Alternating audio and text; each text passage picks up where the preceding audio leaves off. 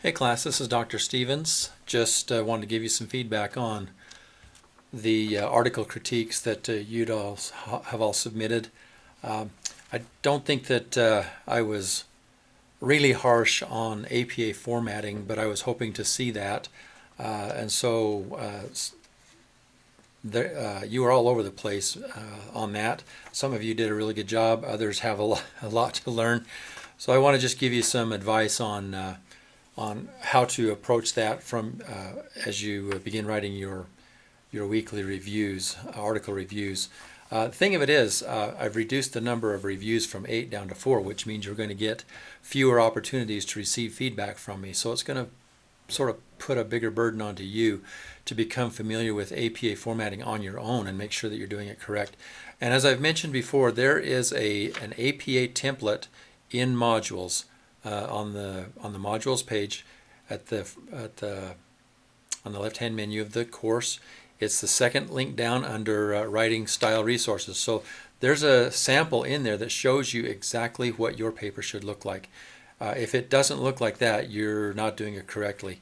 And I'm talking about in the general format. I expect to see double spacing throughout. I'm not aware of anywhere in APA that allows for single spacing. So I believe everything should be double spaced from the title page all the way to the end of the references.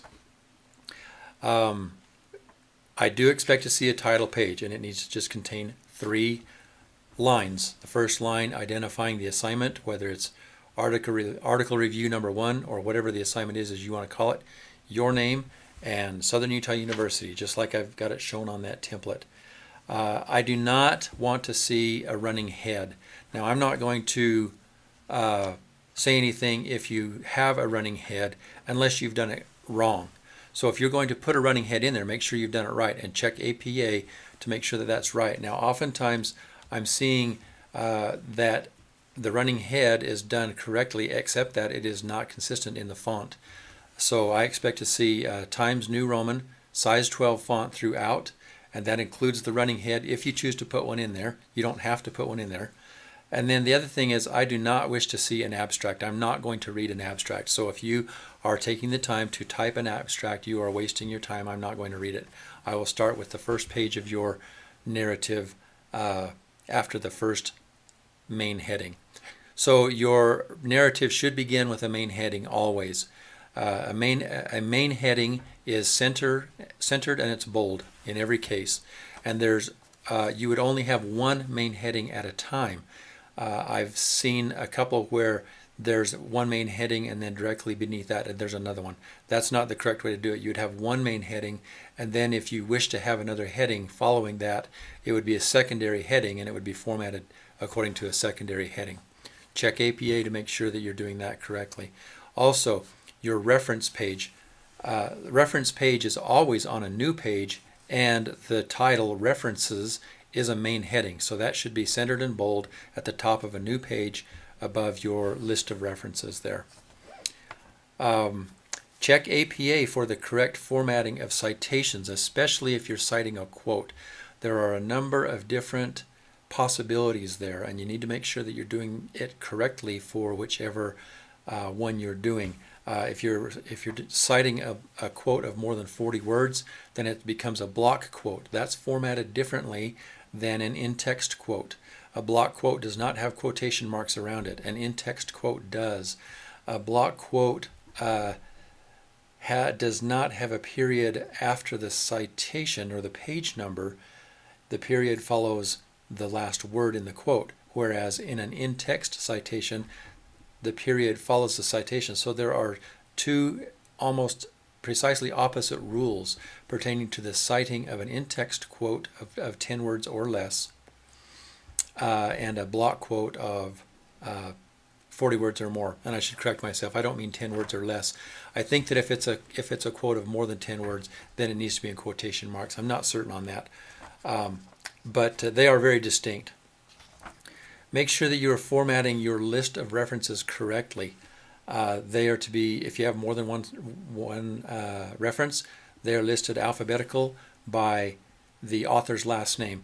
I'm not going to go into a lot of detail because there is a ton of detail about how to correctly format references. I expect you to find that on your own. And if you look in the template, it will show you how they are to be done, at least a couple of different, for a couple of different resources. Journals, books, articles, websites, they each have their own little rule about how they're to be done right. So you need to be familiar with those. One thing I noticed that some of you are doing is you are copying the reference right out of the article, copying and then pasting into your Word document. Please don't do that. It's evident when you do that because most of the time the article is not going to be printed in Times New Roman 12 font. So when you copy and paste it, you're losing the font for one thing, and then it's almost never formatted correctly for an APA submission. It's formatted the way that publication wanted it to be formatted.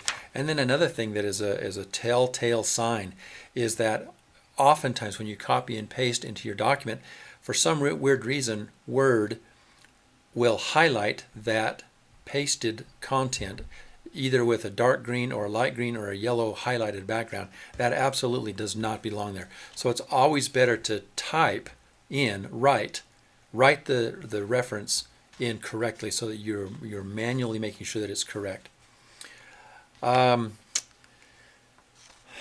just a few things. As you prepare to do for your upcoming reviews, make sure that your writing style is formal and professional. This is not a casual conversation between you and the reader. You have no idea who your reader might be, and so it needs to be written on a scholarly level in the style of how a scholarly work would be done.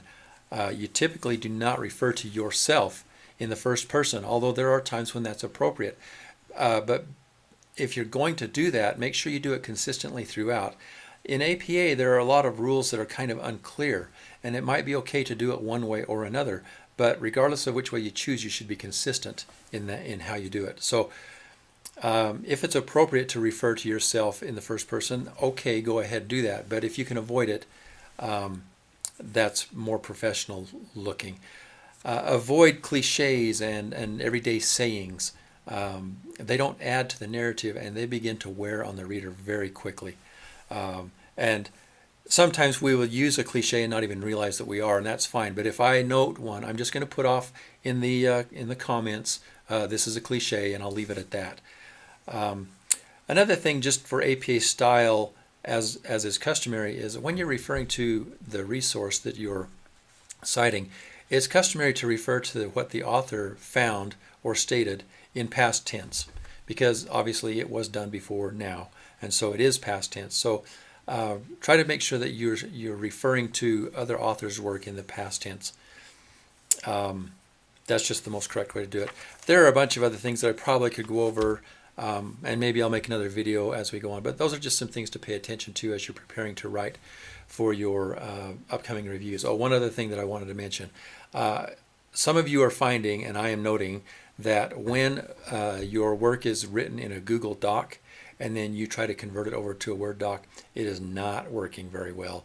The formatting gets messed up. It doesn't recognize some of the same codes that you would see in a Word document. So my recommendation to you is to write it in a Word document to begin with and save it as such. Anytime you convert from anything to another format, you have no guarantee that it's going to look right. So that's just a recommendation.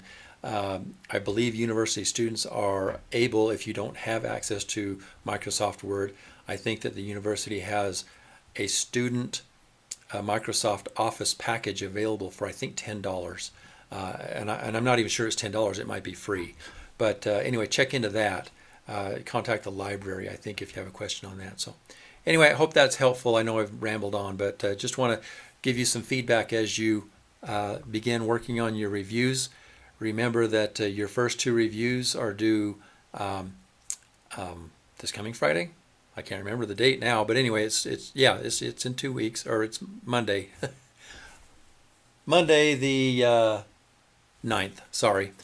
So, but make sure that your 2 articles are related to each other and that you do correlate them together in some way. So, I'm going to be out of town the latter half of this week. I'm going to Baltimore, Maryland for a conference, and I probably won't be very accessible from Thursday through Sunday evening, so just be aware of that. So Have a good week. Talk to you soon.